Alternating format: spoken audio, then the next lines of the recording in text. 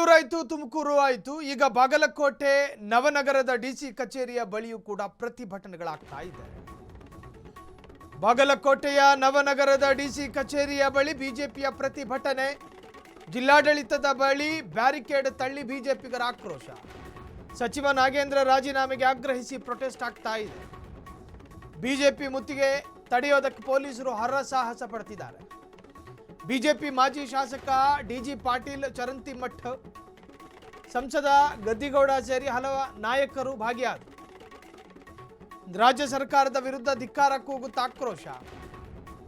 ಪ್ರತಿಭಟನೆಗಳಾಗ್ತಾ ಇದೆ ಬೇರೆ ಬೇರೆ ಜಿಲ್ಲೆಗಳಲ್ಲಿ. ಯಾಕೆ? ತಮಿಳುನಾಡಿಗೆ ಕಾವೇರಿ ನೀರನ್ನು ಬಿಡ್ತಾ ಇದ್ದೀವಿ ಅನ್ನೋ ಕಾರಣಕ್ಕಲ್ಲ, ನಮ್ಮ ರಾಜ್ಯದಲ್ಲಿ ರೇಪ್ಗಳಾಗ್ತಾ ಇದೆ ಅದನ್ನು ತಡಿಬೇಕು ಅನ್ನೋ ಕಾರಣಕ್ಕಲ್ಲ. ಬದಲಾಗಿ ಒಂದು ಸರ್ಕಾರದಲ್ಲಿ 187 ಕೋಟಿ ರೂಪಾಯಿ ಹಗರಣದ ಆರೋಪಿ ಬಿ ನಾಗೇಂದ್ರ ಅನ್ನುವ ವ್ಯಕ್ತಿಗೆ ಮಂತ್ರಿ ಸ್ಥಾನ ಕೊಡಲಾಗಿದೆ. ಅದನ್ನು ನೀವು ವಜಾ ಮಾಡಬೇಕು ಅಂತ ಹೇಳಿ ರಾತ್ರಿ ಹಗಲು ನಿದ್ದೆ ಬಿಟ್ಟು ಪಕ್ಷದ ಜಂಡಾ ಹಿಡಿದು ಹೆಗಲ ಮೇಲೆ ಶಾಲ್ ಹಾಕೊಂಡು ಮನೆ, ಮಕ್ಕಳು, ಮಠ, ಸಂಸಾರ ಎಲ್ಲ ಬಿಟ್ಟು ಬೀದಿಗಿಳಿದು ಪ್ರತಿಭಟನೆ ಮಾಡ್ತಾ ಇದ್ದಾರೆ.